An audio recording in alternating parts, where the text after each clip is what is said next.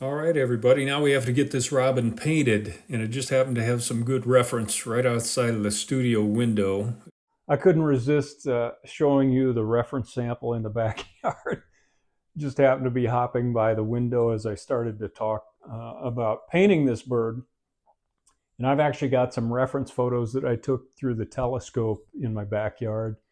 Some beautiful pictures of the robin that will give me feather patterns, colors, etc. So if you're enjoying my channel and having some fun with it, please hit the subscribe button. It's free.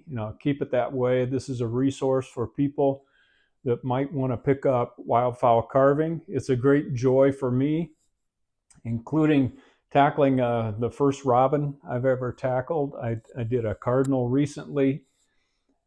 My love is still waterfowl, but these projects are interesting. They make me study the bird, get to know the bird better, and I'm a bird lover overall. So let's get started on painting this robin while I watch the one in the backyard.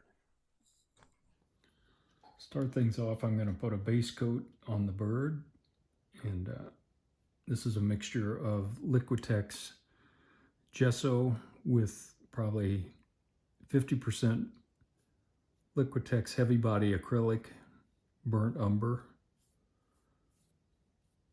And then I'm going to put a little bit of fine texture on the bird with a synthetic sponge.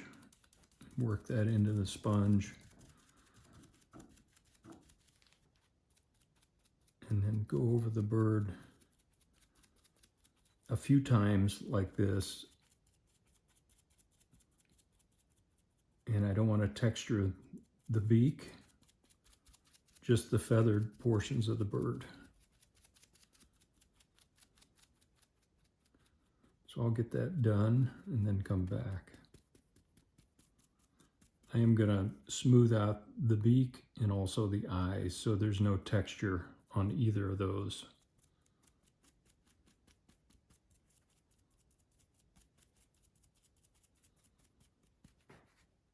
All right, looking at the reference, I've kind of mapped out the major areas to block in the colors. Obviously the orange breast, gray on the back here, including the tail and the rump. A little darker value of slate, dark, almost black on the head. The bill, obviously that yellow, and then underneath the tail, gray. A little bit of a white rump here, fading into the orange breast. So I've mixed up some gray. I'm going to try this value, and I can always tint it to make adjustments on the second coat if need be. And I also mixed up some off-white. So for the gray, I'm using Nimbus Gray. These are Joe Sonia colors. I added maybe 10% raw umber and maybe 5%, just a touch of carbon black to get this kind of darker value of gray. And I'm going to paint that on these areas. I'm just looking at my reference up here. Just a little bit of a return here on the breast. Also, this is a nice picture, so I'm going to pull that back in that area. The orange kind of fades in here. I may have this too blue. We'll check it out after it dries with the dark black in the mix. It tends to darken things up very quickly. So we'll see how it looks when it dries, and I may warm this up a bit on the second coat. So I'll go ahead and coat the gray areas of the bird and be back. For the head, I've added a little carbon black and burnt umber to this gray body mix to darken that and make kind of a slate dark gray. We don't want this to be jet black, but definitely darker than the surrounding area. Kind of up the back here and underneath where it meets the breast.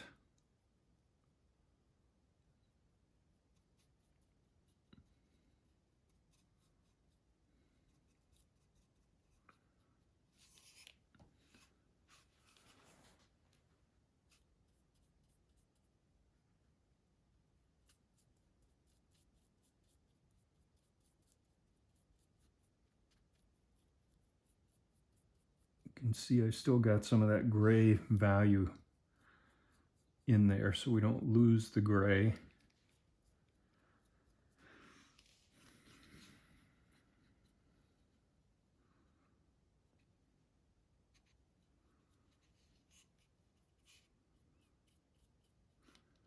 Maybe put a little additional carbon black on the top here, just on the crown, to darken that slightly.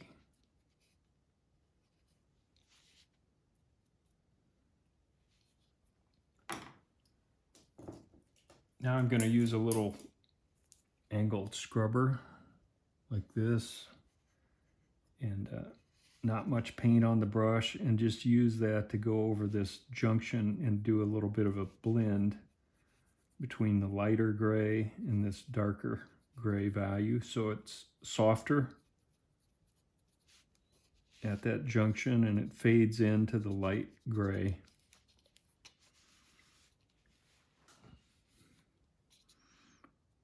So I don't have a lot of paint on the brush, and I'm just kind of scrubbing back and forth. And I'll take the light gray and scrub in the opposite direction until I get a nice blend across this transition area.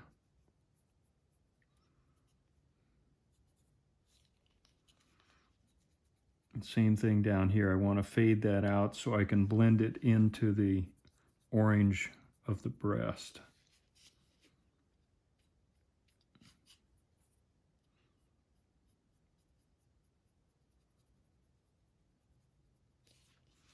I'll work that for a while, and then we'll get our orange and white.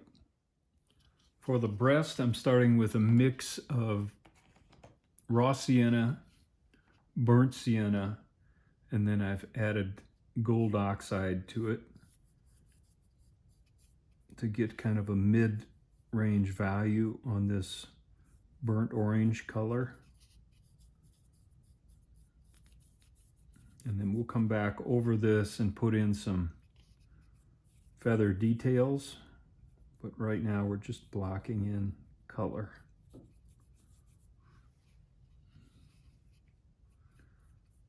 As I get up to these transition areas, I'm going to use a real light touch, try to get a nice soft transition into these other colors.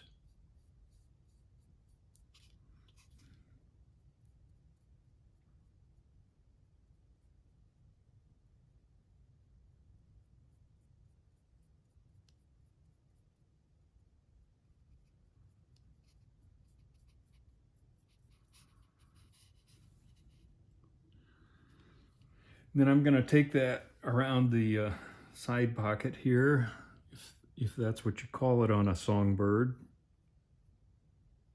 I'm not as familiar with the terminology. And take that right down here where it's going to transition into the light rump underneath.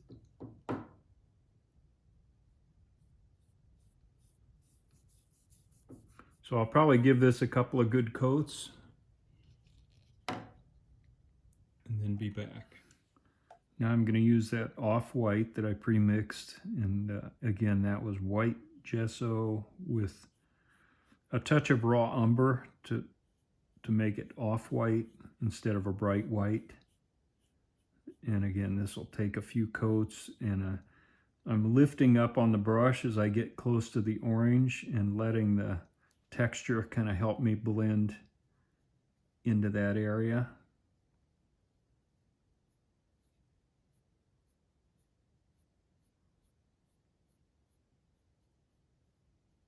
And I'll go back and forth over that area as well. And this white extends up under the tail. So I'll get that blocked in. A couple of coats at least. And then I'll be back. I do want this white to show up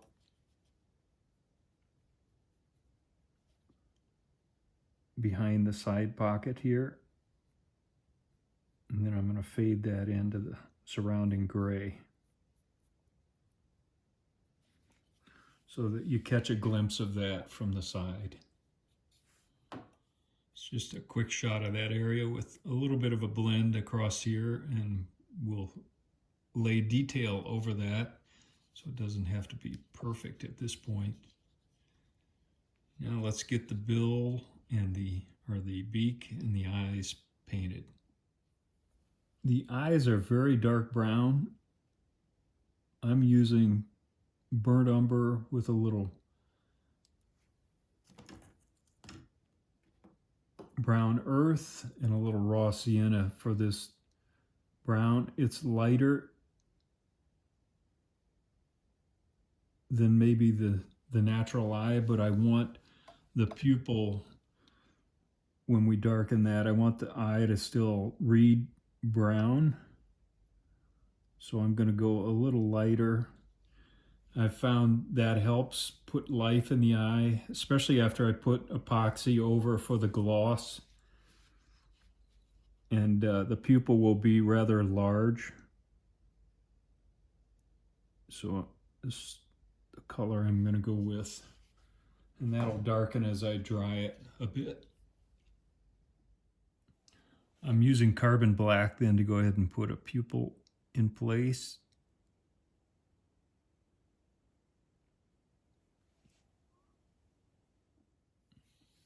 I'm starting with yellow oxide on the bill because it's one of the yellows that tends to coat a little better than some of the others.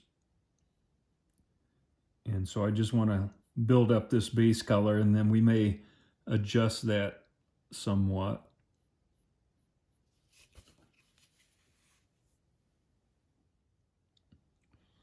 Now I've got a little raw sienna with a touch of off-white to lighten it a bit, and I'm just going in and putting some lighter highlights at the base of each of these feathers with a little 1/8 inch scrubber, just so we get some structure to these feathers. So I'm just leaving the edge the darker value and going in and blending a lighter value from that edge out to the next feather.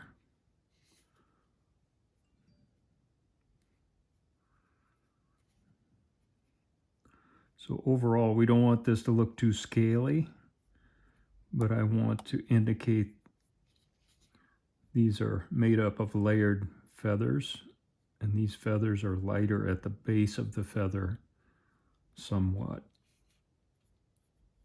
And this raw sienna is just about the right value to lighten the base of these.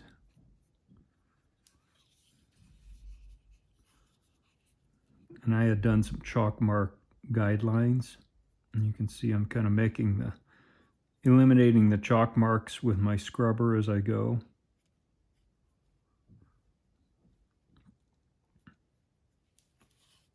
Just a quick look at that, but I'll do that around the entire orange area of the bird. Now I'm going back with a little of the burnt sienna, thin down, and just redefining some of these feather tips after the highlighting has been done at the base of the feather, and just creating some additional depth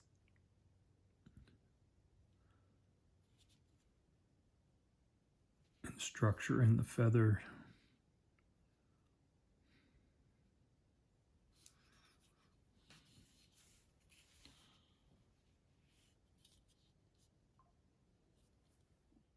Take some of the off-white and just pull in a few feather tips here, transitioning from the rust color into the white.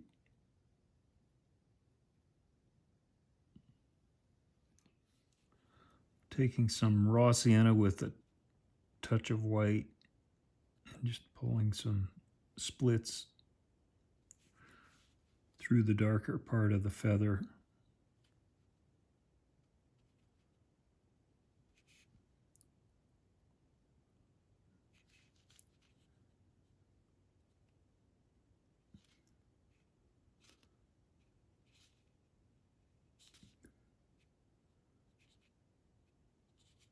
I'm going to do that over the entire orange area.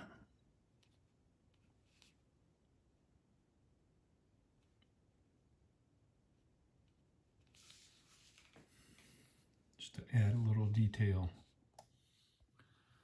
Use off-white and pull in just a few splits in the back of these feathers and then down into this transitional area.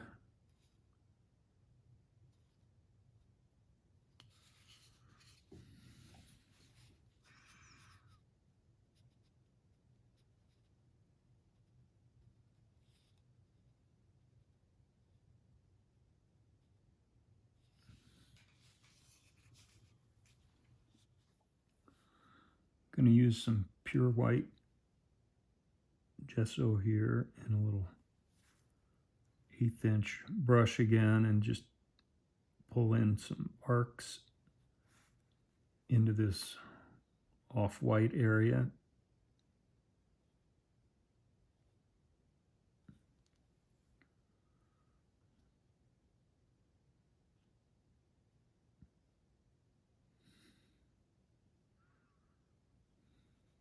Then I'm going to blend those back into the off-white just a little to soften it.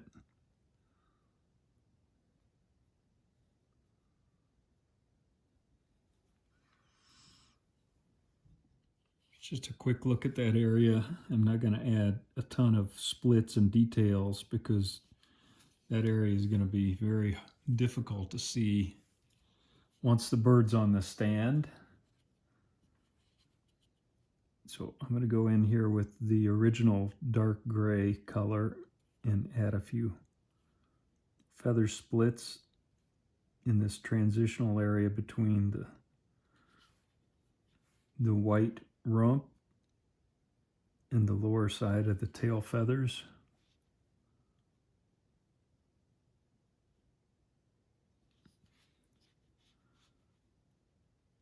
Then we'll put a little bit of detail on the lower side of the tail feathers. Going to bring some of these splits up here like that. I'm going to use Nimbus Gray and just put an indication of these overlapping tail feathers on the underside. And again, not a ton of detail down here, but enough to convey the shape of these feathers and the way they overlap.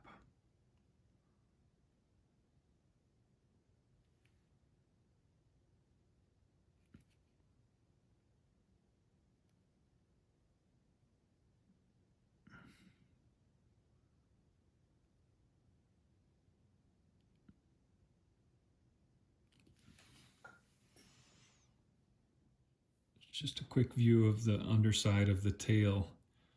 I use some off-white to lighten the tips and then put some quills in the feathers. I also pulled some carbon black lines under this gathered group of primary feathers just to break that up a bit on the underside. Now I'm outlining the top of the tail feathers with Nimbus Gray.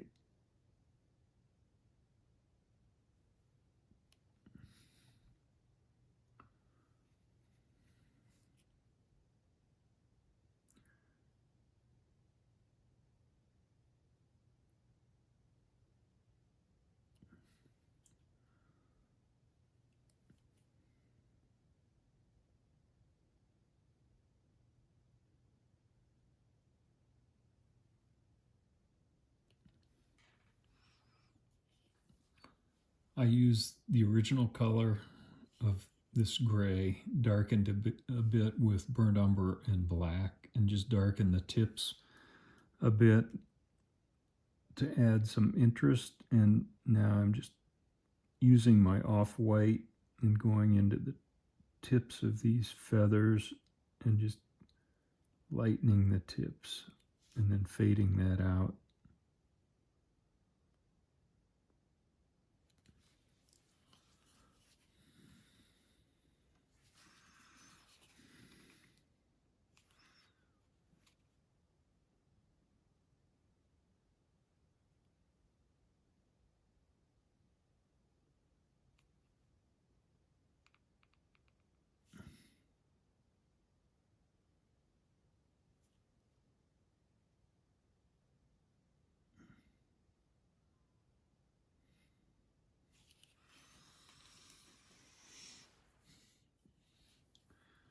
I've got carbon black with burnt umber, just pulling in some feather quills.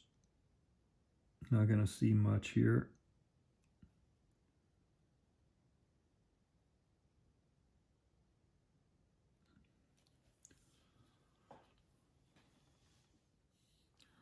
Just using a darker value of this gray by adding carbon black to it and pulling in some splits into these tail feathers just along the edges, just to break them up a little, make them look more like feathers.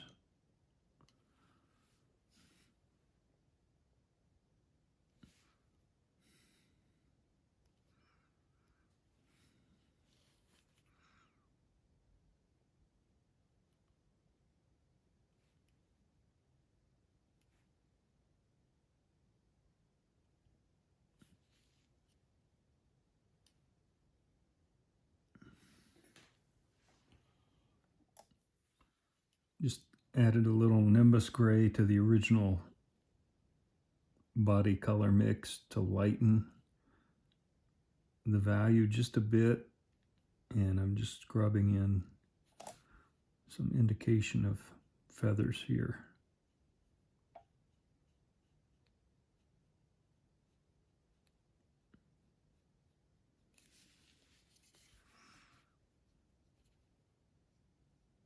And then blending that out from the edge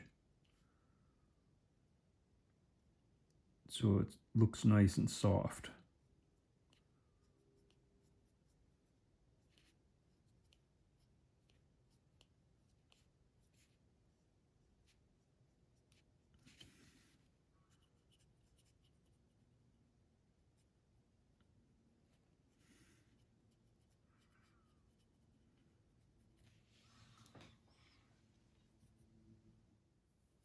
Then I've got a little darker value, and I'm just pulling in a few splits to break these up a bit. Pretty subtle.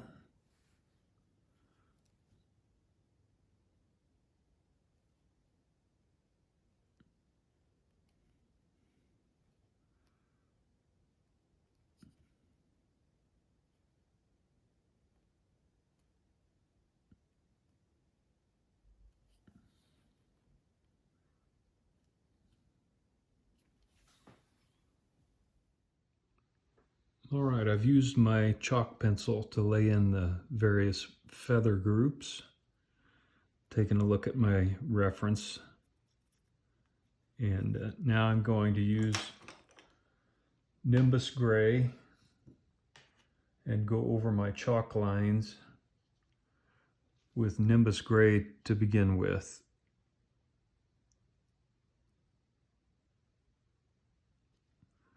And just give myself a little more of a definitive outline following the chalk marks, and we'll have to come back and soften these, darken them up a bit.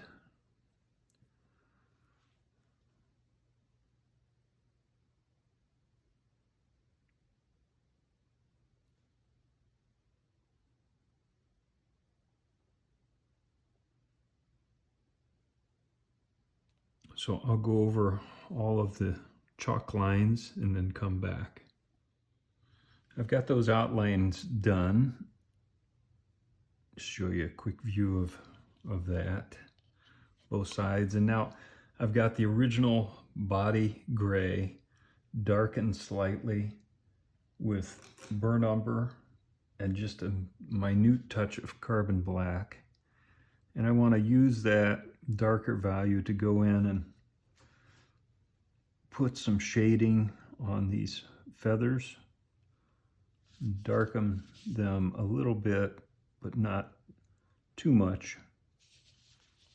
And I've got a little scrubber, and I'm just darkening the tips.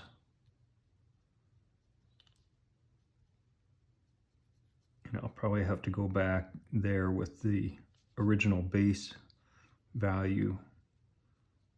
But this will help put some depth in the feathers so it's not just lines.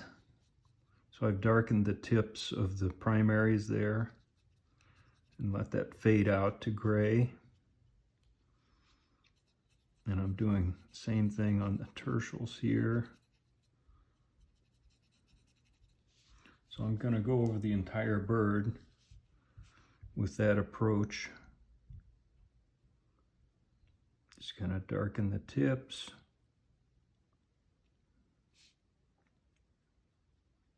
Let that fade out to the gray at the base of the feather.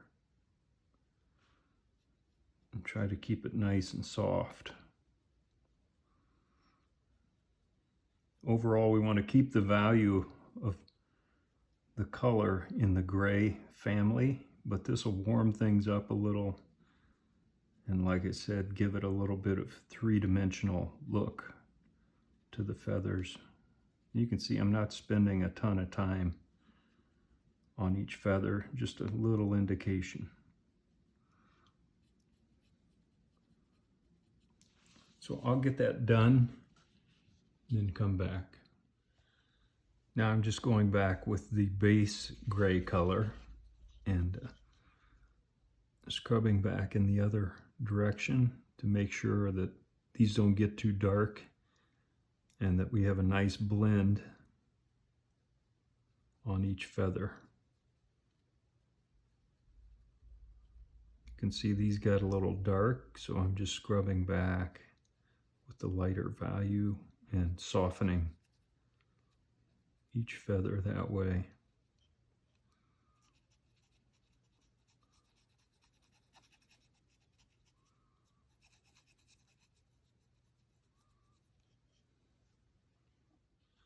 Now I've just got some clear water on the brush and I'm going to pull it through all of this.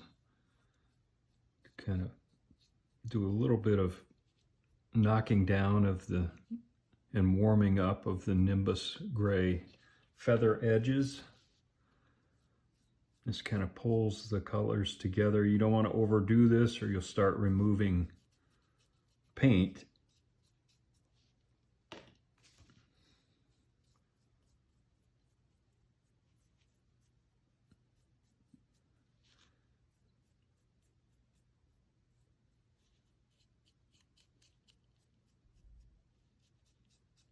Kind of brings the values together. Okay, that's looking pretty good. Now I'm just going to go back over the entire area and look for places where I just need to sharpen things up a bit, and I've got the nimbus gray on the brush. And with all of that scrubbing, sometimes you scrub over lines and it rubs a little of the paint off, so I want to go back and just sharpen things up. So I'll take some time and do that, and then come back. Now I've got some carbon black with a little burnt umber. I'm going to go in and put in the feather quills. Kind of delicate work here.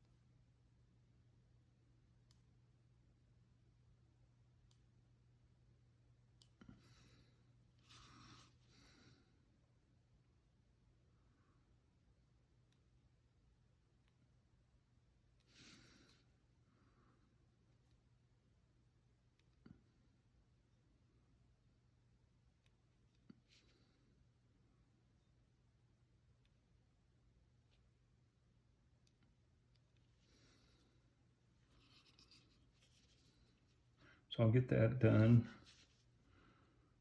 and then be back.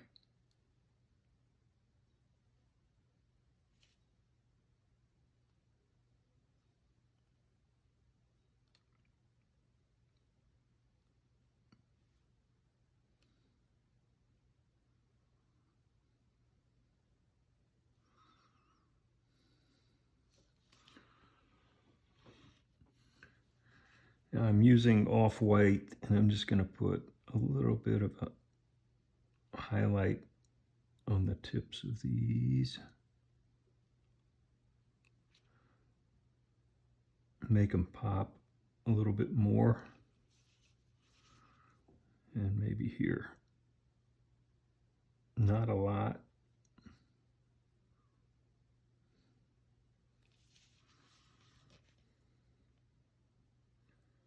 That looks pretty good. For the head, I'm using some carbon black and a detail brush, and I'm going to go over this dark charcoal gray with some feather flow lines and just kind of break this up a bit and indicate there's some layered feathers here. These are kind of interlocking, very fine, but just a little bit of structure here in the dark part of the head.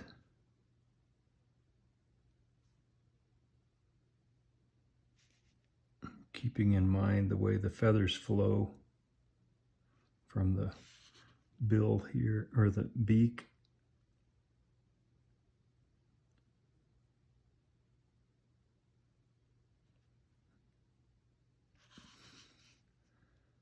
I'm going to carry that on under here, and then we'll go over this with some of the detail feathers, the white feathers on the chin here, the throat, and above and below the eye, and that'll really make this pop as a robin. I'm pulling some of these black marks into the surrounding colors, just in transition. So I'll get that done.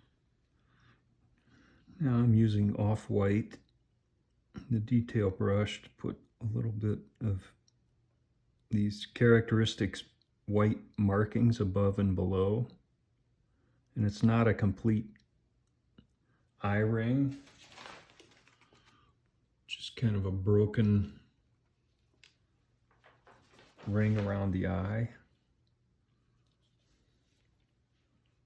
So just paying attention to my reference and trying to make sure that looks realistic. There's a little mark up front here.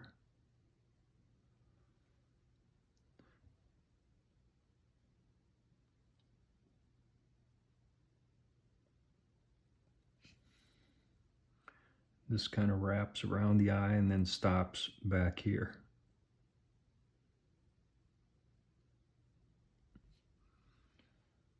And then underneath doesn't go all the way to the front, at least on my reference here.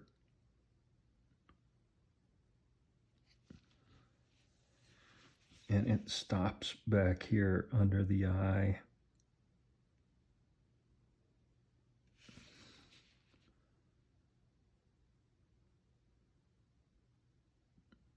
This is going to look a little better when I get some shine on the eye.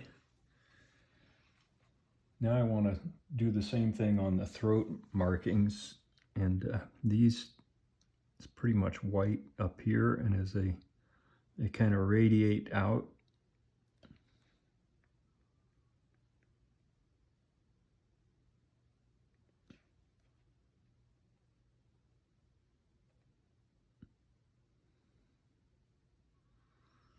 And come pretty much down to where it meets the breast.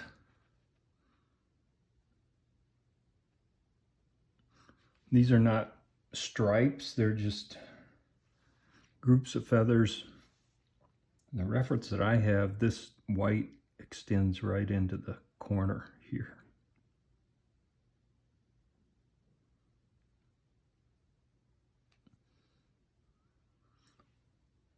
And then there's just a few broken lines out here as they fade.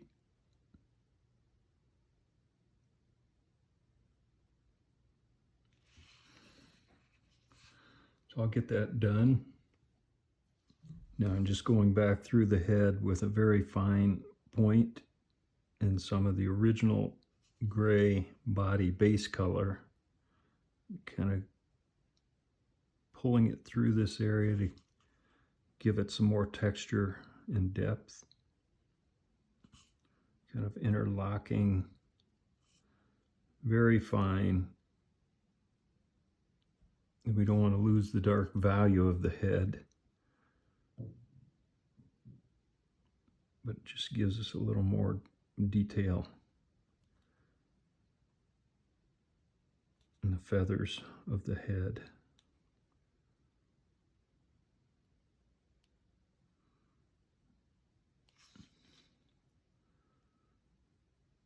And then wrapping those up and meeting kind of at the center line up here.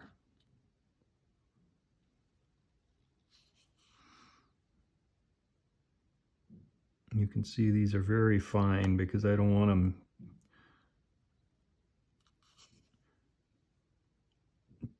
being too dominant.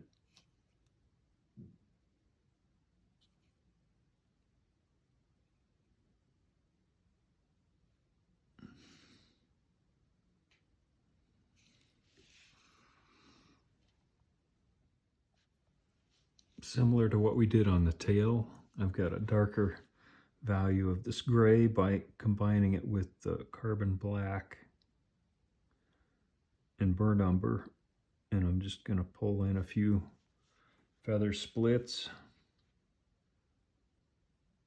periodically. Now I'm going to go overboard.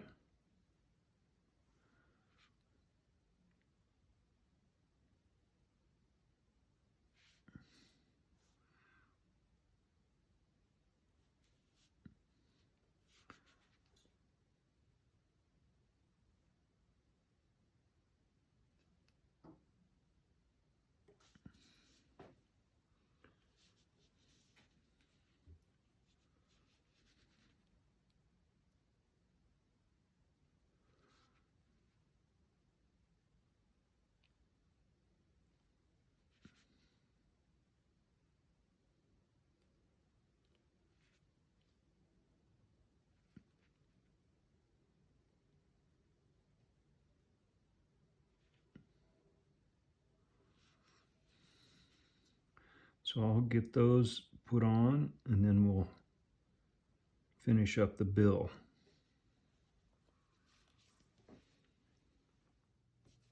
I'm using a little burnt umber, kind of a soft scrubber, and just darkening the tip of the bill or beak. I keep saying bill.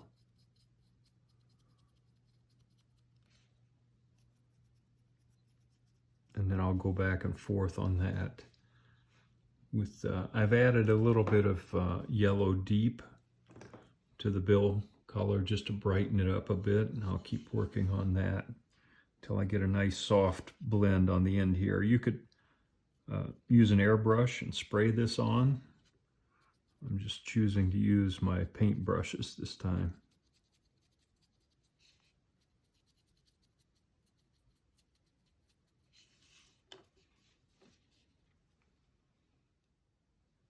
I ended up adding a little yellow orange to that, give it a more mellow, slight orange tint. Happier with that.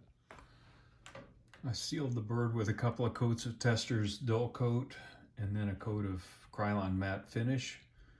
Then masked off the beak and sprayed that with Prolux Semi-Gloss to give it a little sheen. And now I want to work on coating the eyes with DevCon to give them a gloss coat.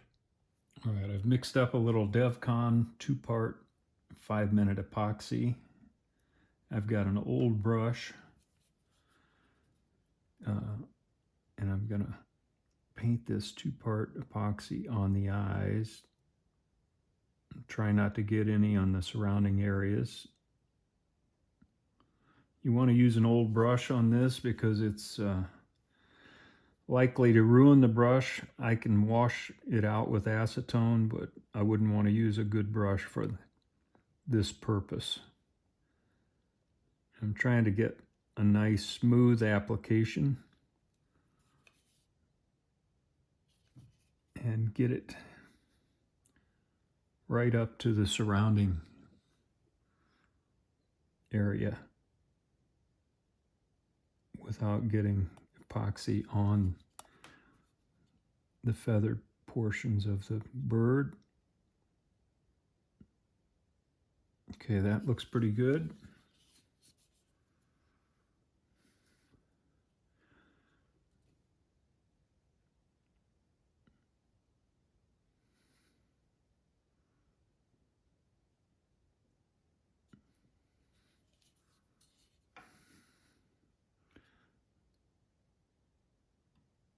This is an approach if you don't have a glass eye.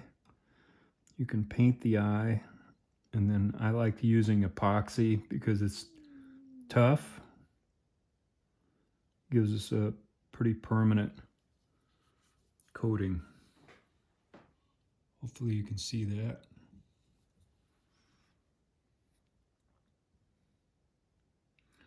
Got to work quickly. You have 5 minutes to get this on before it starts tacking, and then you're not going to get a nice smooth surface if it starts to set up. Just working to make sure I get all those areas coated like we talked about.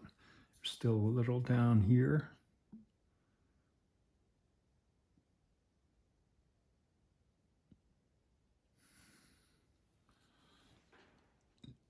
Makes a pretty nice looking eye. And it really brings the bird to life. It's just a quick shot of the bird.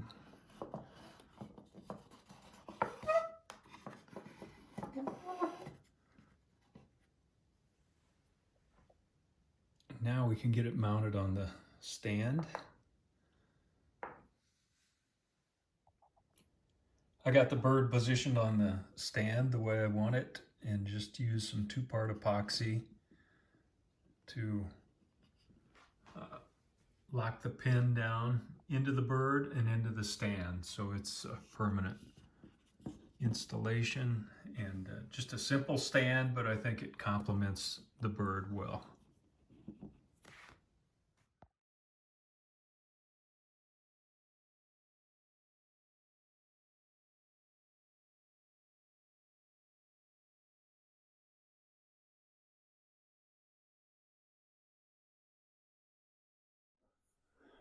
All right, well, that's a wrap on the robin project. I really enjoyed getting to know this bird better, even though it's such a common bird. When you're faced with needing to carve the right shapes, paint the right shapes, it makes you study the bird. Hopefully, this will be helpful if you do a robin, or if you do some other songbird. Maybe some of the painting techniques will be helpful. Until next time, Tom Christie signing out. Good carving to you.